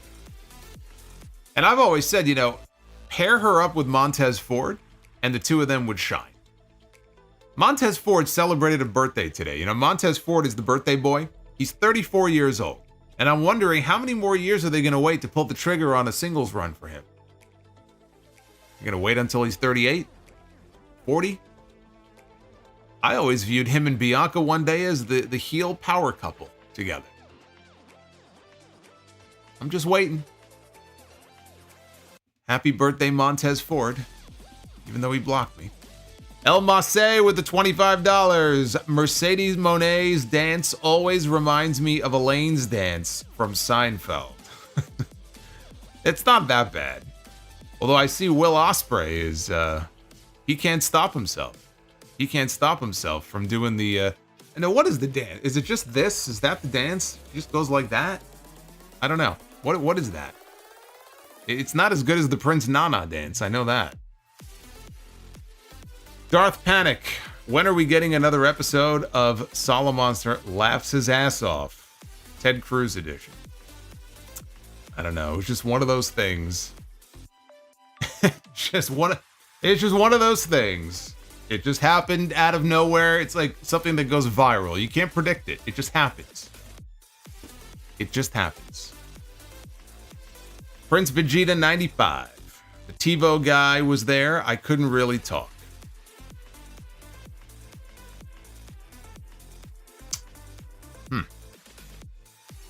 MLK 010. Buy or sell on which match would you like to see? Gunther against Minoru Suzuki or Chad Gable against Josh Alexander? Oh, man. I'd like to see both, honestly. But I think Gable and Alexander I would go for. Chad Gable and Josh Alexander would be an incredible match.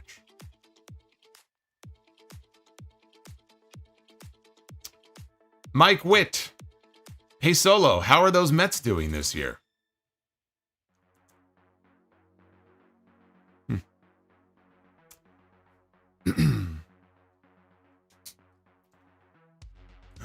Block Mike Witt. Barry MK, 400. About Chris Masters. He wasn't perfect in the ring in 2005, but his mic work and the Master Lock Challenge was great. Yeah, the Master Lock Challenge was a good angle for him. He was still called up way too soon. Mike says Demon Balor against Damian Priest for the world title at SummerSlam. We don't need the Demon. The Demon is dead.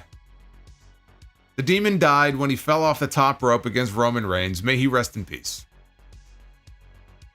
Benjamin with another 25. Thank you, Benjamin. Benjamin Espinoza, killing it tonight. Barry MK, that's right. Mike made the list. You made the list, Mike. You never want to make the list. Barry MK says... Vampire says, is there any wrestler that hasn't blocked you? Amazingly, yes. Amazingly, yes. I just don't want to say their names or else they'll turn around and block me. It's amazing how many wrestlers are very sensitive.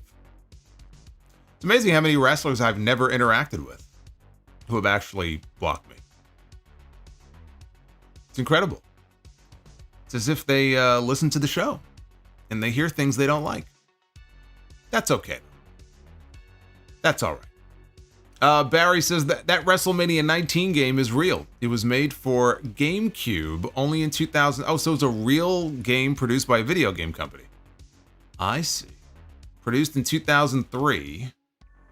You could fight workers in parking lots, malls, and more.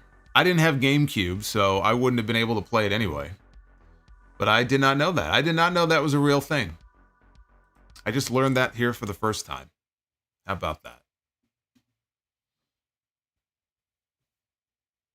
Ryback has you blocked, says Nathan. Yeah, Ryback has everybody blocked. I think Ryback and JBL probably have pretty much almost everybody on Twitter blocked at this point.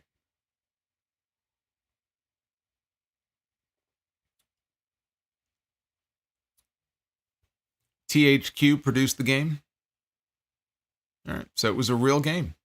You know, some of these old games you could play through like your web browser and stuff. So I don't know if it's playable on online. Maybe I'll have to search around for it. Jade Cargill has blocked good mic work. See, that I don't understand. Greg is like the nicest. Oh, my. That was not very nice. Greg is like the nicest guy.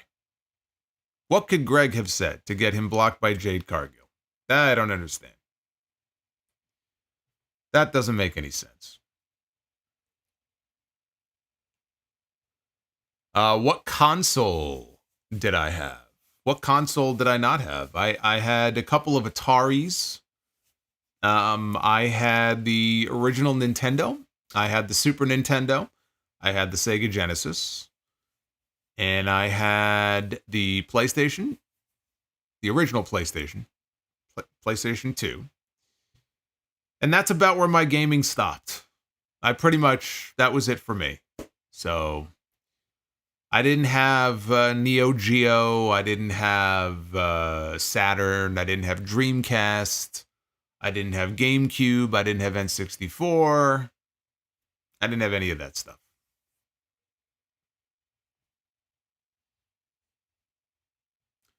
Mike. You know, I was joking, Solo. War Games, Rock, Solo, God against Roman, Usos, and Jacob Fatu. It makes too much sense, but again, everybody is assuming that's probably going to be War Games this year. It should be, but that's assuming that Rock would return to wrestle at Survivor Series. I just don't see him doing it. I just don't see it.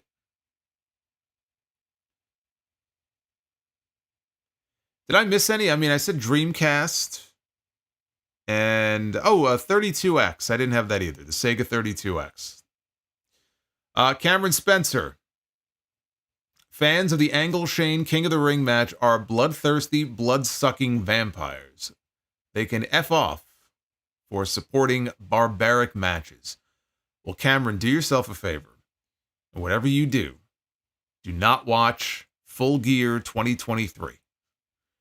Do not watch the Hangman Page, Swerve Strickland, Texas Death Match. Whatever you do. You will not enjoy that match. No N64. You've never played No Mercy or Mario Kart. I've never played No Mercy. And I have played Mario Kart. I mean, I had Mario Kart for SNES. And I have the Switch. So I forgot to mention that. I did buy a Nintendo Switch when it was not long after it came out. And they had Mario Kart 8 Deluxe. And I was like, oh, I got to get it. And I got it. And I played it a few times. And then my brother uses it. I should get back to playing it, though. Because I do love Mario Kart. But no, I did not have an N64. I don't know why this is so shocking. Xbox, no. Had a lot of handhelds. Back then when I was a kid, there were a lot of these handheld games. I had, there was a WWF game. WrestleMania, I think, was a handheld game. I'd play them on the bus, on the way to camp or school or whatever. I had a ton of those. Hey, Darth Panic has been a channel member for 25 months. Gable Steveson signed with the Buffalo Bills. Gable Steveson signed with the Buffalo Bills, but he is going to be trying to make the practice squad. Let's not pretend that he's going to be on the starting lineup for the new NFL season. He's going the way of Brock Lesnar. He's going Brock Lesnar tried to get on the Vikings, and so Gable Steveson is going to try to get on the Bills. Good. I hope he does, as long as I don't have to see him in the ring. Then we're good.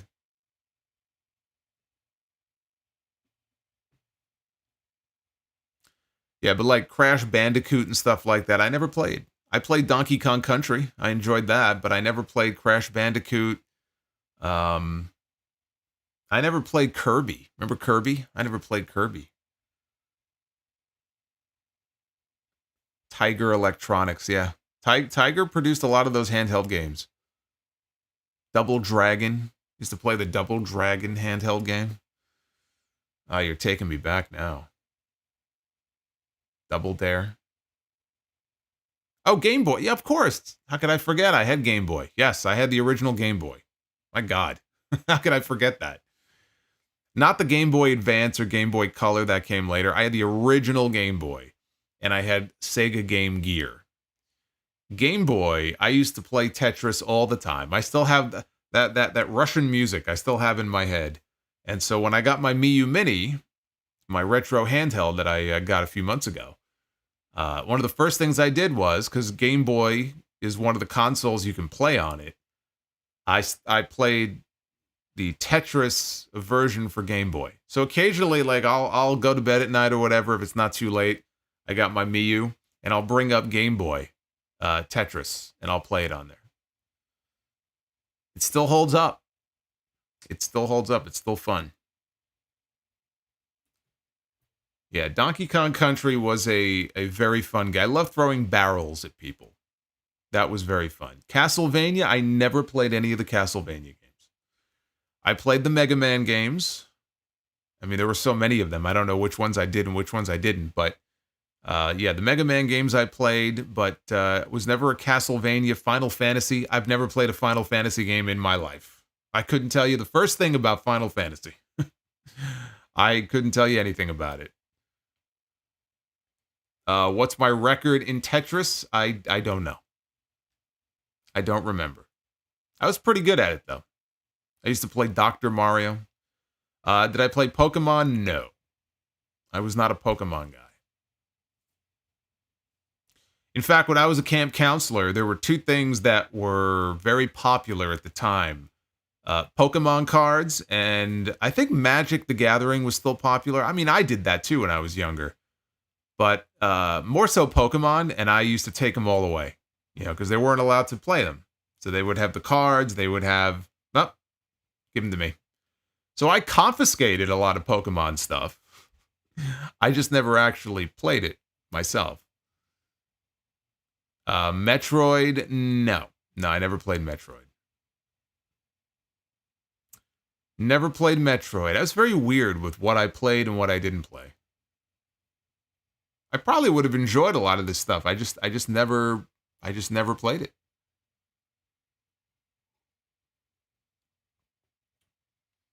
Did I play Yoshi's Island? You know, I did for the first time on the Miu recently. Because I've heard that Yoshi's Island was basically Super Mario World 2, and I love Super Mario World. And I got excited when I was like, oh my God, there's a second one. How did I not know this? And I played it. I didn't like it. I didn't like it. It was off-putting to me. It's not the same. I thought it was going to play the way that Super Mario World did, but it doesn't. And I just don't like it. Navy 4181 with the $4.99. Hey, Navy, thank you. Haku and Duggan defended the crown and title of king. Could that have worked with the recent women's division if the tournament was not an annual event? No, it's too goofy. It's too goofy. I wouldn't do that. Keep it as an annual event. You have the title shots on the line for SummerSlam. I think that's exactly the way to go.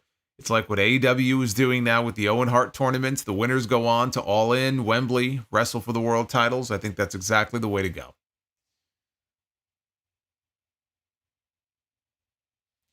And Devin from NJ. If Solo had to do a list of his top 10 favorite WWE moments, would Undertaker's return at Judgment Day 2000 be on there? I don't know if it would be top 10, but it's close, because that is one of my all-time favorite moments. The reaction was just, it was sick. I mean, it was great. And to cap off a match that I loved, too. It was a great Iron Man match. So I don't know offhand if it would be top 10, because there have been so many great moments. But it would definitely be pretty high up on my list. Somebody mentioned Contra. And I am going to get to be the booker. You guys did smash that like button for me, and we are currently at 467. So I will be the booker here in just a moment. But somebody mentioned Contra. I love Contra. Contra was the shit, and I've been playing some of that recently too. So yes, I definitely did play Contra. Keep throwing them at me. Keep throwing these names at me. I'll let you know if they jog my memory. We got Mike with the $5. Any more streams with good mic work, Solo? Loved your guys' Bret Hart Mania list a while back. Super Techno Bowl was my favorite video game on Nintendo. Oh, yes. Yes, that was a good one. You never know. Maybe. I'd love to work with Greg again in the future. I'm sure at some point we will. He did a whole month of WrestleMania-themed content. He had different content creators on. And I was the first one that he picked to come on, and we did a whole list of the Bret Hart WrestleMania matches that's still up on his channel if you want to go find him. Good mic work. So shout out to him.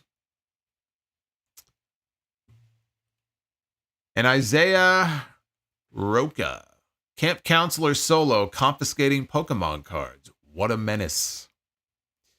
You should see the shit that I had to confiscate as a camp counselor. I enjoyed that job, though. I really did. You know why? I think because I was still younger, obviously, so, you know, anything not to sit behind a desk. But I think because, you know, there were different activities and you got to go out. You know, you went from here to here to here. You weren't just tied down to one thing. I enjoyed that. I think I was a good counselor. And when I yelled, they listened. When I yelled, everybody stopped in their tracks. I abused my authority. That's always fun. All right, let's be the booker. Ladies and gentlemen, it is now time to be the booker. RB says Soul Calibur or Virtua Fighter. I'm a Virtua Fighter guy. It was actually a game called Virtua Cop, too. That was good. But I'm definitely a Virtua Fighter guy. All right, be the booker, and then we're going to get back to your super chats. I'm enjoying these messages here. And I'm feeling the love. Thank you very much. All right, tag team time. Here we go. No kids drowned. No. Nobody died on my watch. Only one time. There was a close call. Somebody got their head split open. But other than that, nobody got hurt on my watch. All right, well, look at this. We just landed on these guys just recently. And we're back on Doom from the NWA here. Ron Simmons and Butch Reed, managed by the one and only Teddy Long. Look at that. Doom. All right. Doom. I like where this is headed. I was very appropriate for a video game discussion that we were having. And it'll be Doom against the American Wolves, Eddie Edwards and Davey Richards. Yeah, hard-hitting match there. Doom and the American Wolves. What would that match look like? You know, Davey Richards, not the biggest guy in the world, but he could hit hard. I think that would be a very physical match, but I'm going to go with Doom in that match. I would go with Doom for the win. I'm going to have to start telling you who I think would win and who I think would lose in these matches. All right, women's Be the Booker. We begin with Michelle McCool, the former Divas champion, Michelle McCool. Huh. All right, well, let's see. Michelle McCool going to be taking on... Well, that is an interesting match, and I will give it the bell. Gigi Dolan and Michelle McCool. I got yelled at the last time I landed on Michelle McCool in Be the Booker. I didn't land on Michelle McCool. Don't go telling the Undertaker that. But I got yelled at because I gave her the buzzer and not the bell. People said, "Oh, she wasn't bad. She was good." 50-50. But I'll give this the bell. Gigi Dolan and Michelle McCool, I think, could be something good. Could be something good. Main event time. All comes down to this. What's going on with Gigi Dolan, by the way? How is she not up on the main roster by now? All right, we begin with the mighty Yokozuna. Former WWE Champion Yokozuna. member of the Samoan dynasty, Yokozuna. Drum roll, please. Yokozuna, one-on-one in our main event tonight. Here, be the booker against Darby Allin. Oh, you know what? I like that match. I think it would be fun to see Yokozuna fucking squash Darby Allin. Like, literally squash Darby Allin. What kind of sick, twisted bump would Darby Allin take in a match against Yokozuna? Yokozuna would bounce him around the ring like a rubber ball. I feel like Darby would be the kind of person who would go to Yokozuna and say, hey, look, would you be okay if I wear... Would you be okay if we put thumbtacks on the mat and when you go for the bonsai splash, I move out of the way? And Yokozuna would tell him, fuck off, kid. And he would drop him where he stands. You know Darby would want to do something absolutely ludicrous in this match. He might tell Yoko, hey, just give me a bonsai drop and don't pull back. Just like full force. Give me what you got. Yoko's like, all right. You asked for it. That's what you want. But I think that would have been fun. What a match that would have been. Gotta use him like dental floss. Oh man. It's those kind of matches that I like booking. It just makes you think, you know? Uffman Entertainment, up, down, left, right, BA, and star. Is that the Konami code? Road Warrior Roderick. Hey, it's Roderick Welch with the $10 super chat. What's the best way to buy tickets online for WrestleMania? Is it Ticketmaster, StubHub, SeatGeek, or another one of those sites or apps? It depends. I mean, if you're looking to get your hands on WrestleMania tickets right when they go on sale, then I would imagine Ticketmaster is going to be the way to go. If you want to go to WrestleMania and you want to wait to see if prices come down, that's where you would use SeatGeek or, there's another one. What is it? Gosh, I forgot the name of it. It's with a V, I think. There's so many different sites now, but Ticketmaster is probably going to be the way to go. Even though the fees they charge are just criminal.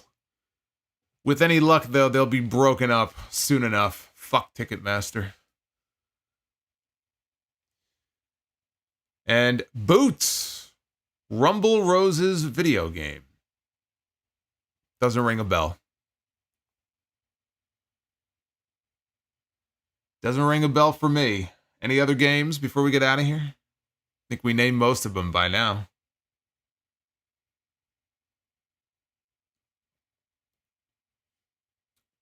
But yeah, I had a good number of the consoles, but not all of them.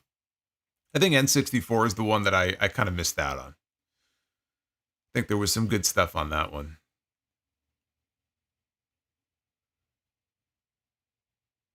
Cameron Spencer. Would I agree to ride on a plane piloted by a guy who doesn't know how to fly a plane? Perhaps if I was lobotomized, or if I had a death wish. Sure. If I was suicidal, I might agree to that. But otherwise, I'm going to say no. Metal Gear series. I did play the original Metal Gear Solid. Super Smash Bros. No. GTA, yes. I played GTA 3. But that was for PC.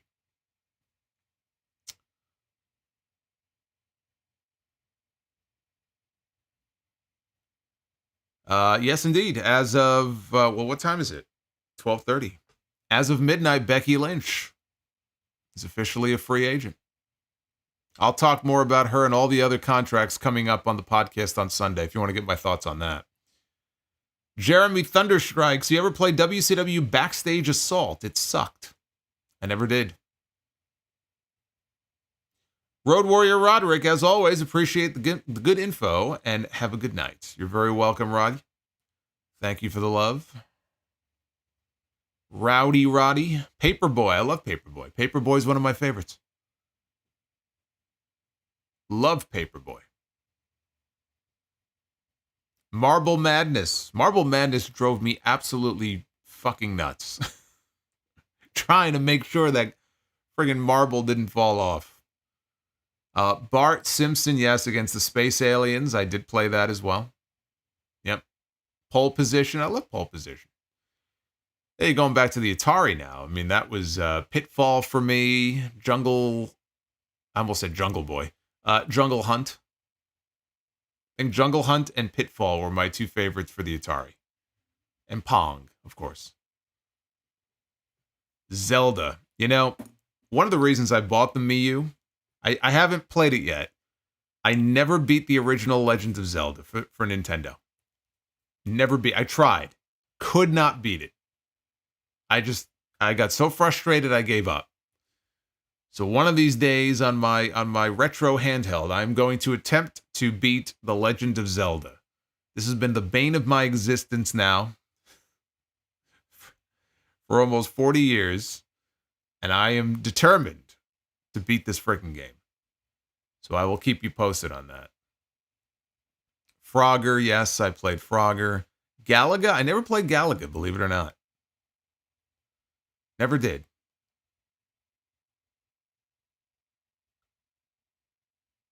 NBA Jam, of course, yes. NBA Jam Tournament Edition. It's like Street Fighter 2 Turbo. That was always a favorite. Turtles in Time, or the Manhattan Project, or the Hyperstone Heist. I played all those.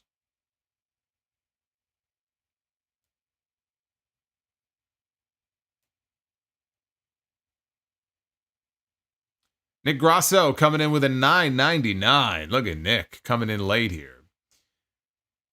They have Gigi doing a makeover storyline with Ariana Grace. They should have never broken up JC and Gigi. They were better together than they are apart. That's always how I felt about it. It just feels like ever since they broke them up, they're just kind of... I know JC Jane was doing stuff, I think, with Chase University, but then she got her nose broken, right, recently. But that is a great example of kind of the sum of their parts being better than the individual parts. Really, they haven't been the same since they got rid of Mandy Rose, if we're being honest. That's a whole other story. Def Jam. Yeah, I never played Def Jam. No, never did. Never did. I'm surprised nobody's mentioned Mike Tyson's Punch-Out. How has nobody mentioned that? That's a classic. Tekken. Oh, man. Missed those days of having to blow on the cartridge to get it to work. You'll never know the struggle. Everything's digital now. Everything's digital. Old man yells at cloud. All right, thank you guys. This has been a fun stream. You guys killed it. We set the all-time record for Brie modes in one night. I believe we ended with 11. That's going to be hard to top. I feel like that record is going to stand for quite some time. But thank you for that very much. And it is now officially June 1st, so we have a whole new month of streams yet to come. The next time I will be live here on YouTube will be Monday night. That will be for the Monday Night Raw review. Of course, before that, you have episode 864 of the podcast. A lot to talk about on Sunday from WWE and AEW. A lot of contract stuff, Vince McMahon stuff, among other things. So I hope you will download wherever you get your podcast. Make sure you subscribe to the podcast there, and make sure you are subscribed right here on this channel as we climb towards 81,000 subscribers. So be well, stay safe, have yourselves a fantastic weekend. Thank you for all the love tonight. Let's keep it up, and I will see you back here on Monday night for the Raw recap. Until then, take care, guys.